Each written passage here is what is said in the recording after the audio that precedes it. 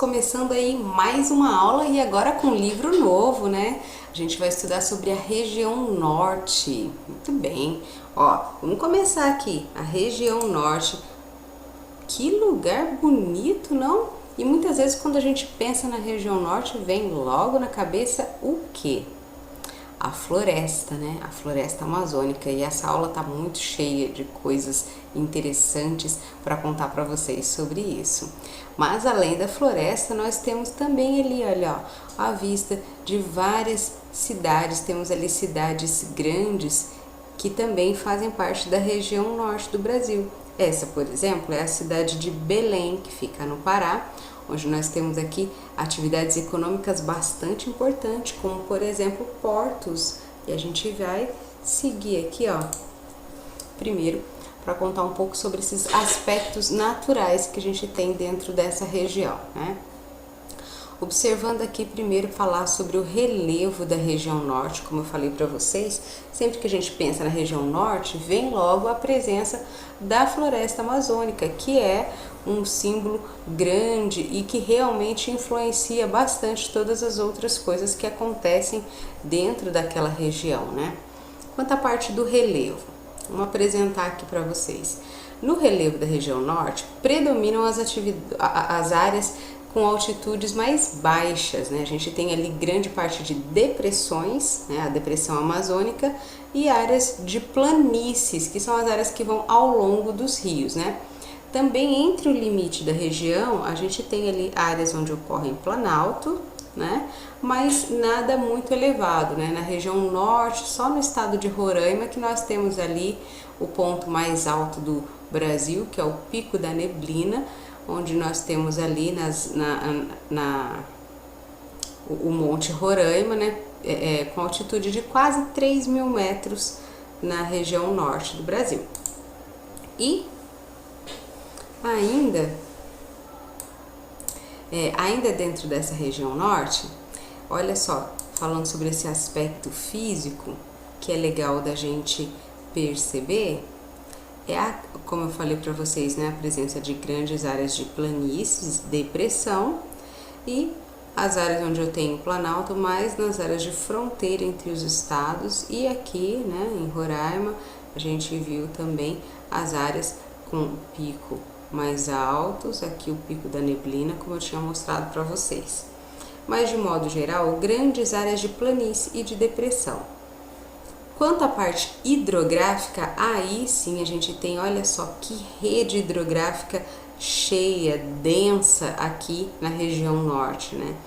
Com essa presença única aqui, né, do rio Amazonas, formado por dois rios com histórias muito interessantes entre si, né? O Rio Negro e o Rio Solimões, que a gente vai falar um pouquinho deles para vocês, né? Aqui nessa região norte, voltando para essa imagem, a gente tem a maior bacia hidrográfica do mundo, o maior conjunto aqui de rios, tanto em extensão, nós temos o Rio Amazonas como sendo o rio mais extenso, né? Mas não só em extensão, mas também com volume de água dos maiores rios do mundo aí, certo? Aqui, ainda tratando desses aspectos físicos, falando com relação à área desses rios, como a gente viu, muitas das partes da região norte é formada por rios, como que fica a parte de ocupação das pessoas em função deles, né? Muitas das pessoas vivem nas margens dos rios, né? Que são áreas ali também chamadas de várzea, onde durante o regime de chuva mais cheia, essas áreas acabam sendo também alagadas pelo próprio ciclo do rio, que tem essa característica de reduzir e encher no período de chuvas, ele acaba enchendo e transbordando para essas áreas de várzea ou de vazantes aqui. Então é muito comum a gente ver, por conta disso, as casas construídas dessa forma aqui, que são casas de palafitas, né? Essas áreas de palafita, justamente mais suspensas, não fixas no chão, onde eles podem muitas vezes trocar o assoalho do chão, né, e subindo um pouco dessas tábuas quando o rio enche e a água pode chegar ali. Quanto ainda essa parte de ocupação, aqui a gente costuma se locomover muito mais por meios terrestres. Lá, como grande parte da região é coberta de rios, um dos meios mais utilizados para transporte é por meio dos rios, né? Utilizam os barcos, tanto as pequenas embarcações como as grandes também. Mas existem alguns lugares que não só como ele é o meio mais importante, mas como às vezes ele é o único meio de você chegar, por exemplo, a algum outro povoado, algum outro vilarejo, é por meio de barco, né? E aí então a gente vê essa diferença que existe dentro desses aspectos, né? O clima da região norte do Brasil também é um clima bem diferente da nossa aqui na região sudeste, de onde a gente está falando agora, né? O clima que predomina lá é o clima equatorial, porque ele está bem próximo da linha do Equador, e pelo fato de que a gente acabou de contar de que ali existem muitos rios, o clima equatorial lá, a quantidade de calor somada a toda aquela presença da água dos rios faz com que a gente tenha ali um clima bastante úmido. Então você tem um equatorial úmido, né? E toda essa quantidade de calor e a presença dos rios faz com que você tenha uma evaporação muito grande. E aí por isso você tem chuvas constantes ali. É uma região onde a chuva ela é distribuída ao longo do ano, mas ela é uma quantidade de chuva bem grande, então você tem volumes ali, olha, ó, chegando a superar 2.500 milímetros anuais em algumas áreas, uma região onde costuma chover bastante, né? Devido a toda essa evaporação, todo esse calor somado à quantidade de águas, né? Como eu falei para vocês, tem lá a bacia amazônica, que é a bacia com um grande volume de água. E continuando, agora a gente chega na área da vegetação, né? Além da floresta amazônica, vamos começar primeiro pela floresta amazônica, né? A floresta amazônica é uma floresta pluvial, né? Ela é uma floresta pluvial. Quando a gente fala disso, eu tô falando que ela é típica de lugares onde chove muito, né? Então tá ali ligada a essa quantidade de evaporação, a presença de um calor constante por causa do clima equatorial e toda essa ligação com a água, né? Faz com que a gente tenha na floresta amazônica um habitat de muita biodiversidade. Você tem espécies ali inúmeras que muitas vezes ainda nem foram todas catalogadas, estudadas, então ali tem uma riqueza de biodiversidade que é inestimável. A gente não consegue nem dizer o quanto tem ali de potencialidade dentro da floresta amazônica.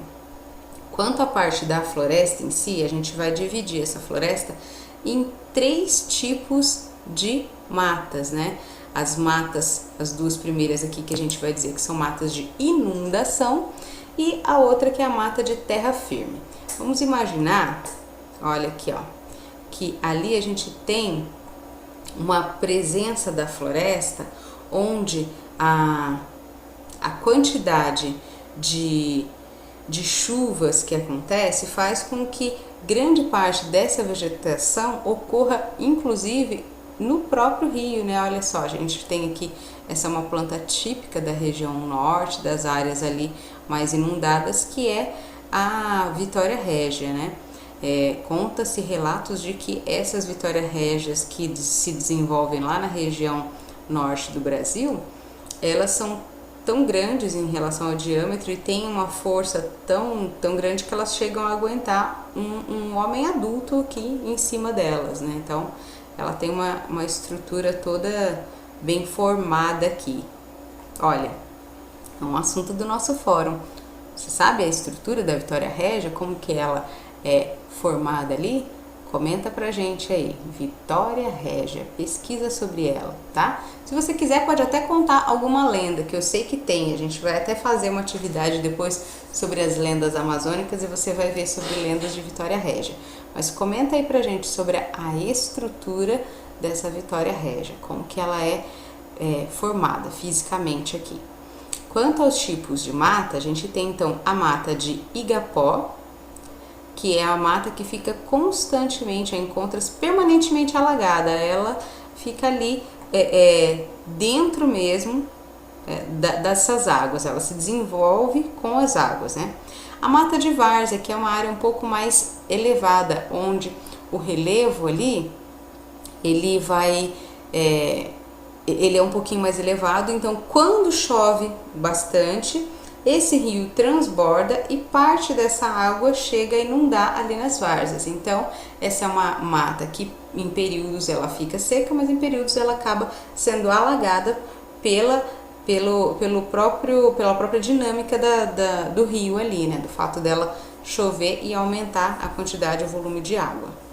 E a mata de terra firme, que seria um degrau um pouco mais elevado, onde ali as vegetações não têm a presença da água, elas estão totalmente na terra firme, como fala, né? O que é interessante com relação a essas matas, né? Essas matas abrigam essas maiores biodiversidades e a copa dessas árvores, ela se emenda. Vista de cima, você não é uma floresta muito densa, você não consegue visualizar o chão, né? Essa é uma floresta totalmente coberta ali. Eu vou colocar imagens para vocês repararem disso. Outras formações. Além da floresta amazônica, ainda dentro da região norte, nós temos a presença de outras formações vegetais, como os campos, o cerrado e os manguezais, né? Os campos, eles ocorrem mais lá na área da região de Roraima, o cerrado em algumas áreas de Roraima, Rondônia, Pará e chegando até o estado do Tocantins.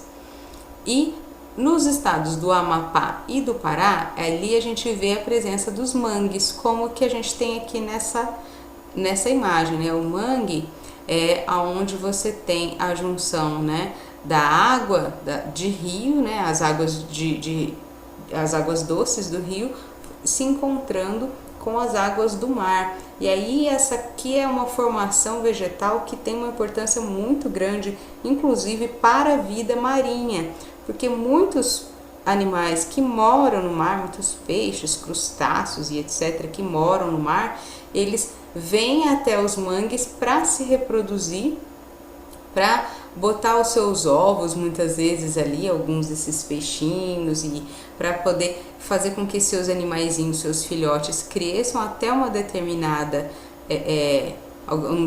tamanho em segurança. Eles aqui ficam num ambiente protegido de predadores maiores por conta das raízes das plantas, inclusive, que dificultam a entrada desses predadores, certo? Bem, dessas partes de aspectos físicos da região, a gente chega aí e eu queria chamar a atenção de vocês sobre essa informação aqui. Falei que um dos aspectos que chama muita atenção na região norte é a presença da floresta amazônica, né? Claro. Mas essa floresta amazônica, ela não se limita apenas à região norte.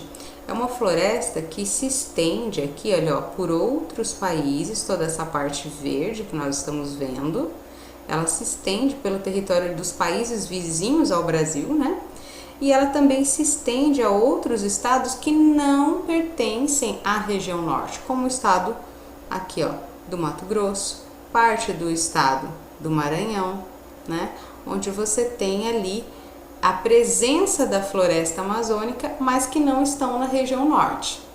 Para isso, foi criado um termo chamado Amazônia Legal, né? Toda essa área que nós estamos vendo contornada pela coloração verde, elas fazem parte dessa área, dessa denominação que foi dada a partir do ano de 1953, para que ali, nessa região, toda essa parte que abrange a floresta amazônica, receba investimentos do governo, que ela possa trabalhar com o desenvolvimento dentro daquela região voltado para as atividades que podem ser realizadas dentro da floresta amazônica, né? Então, por isso, ela foi delimitada essa área, né?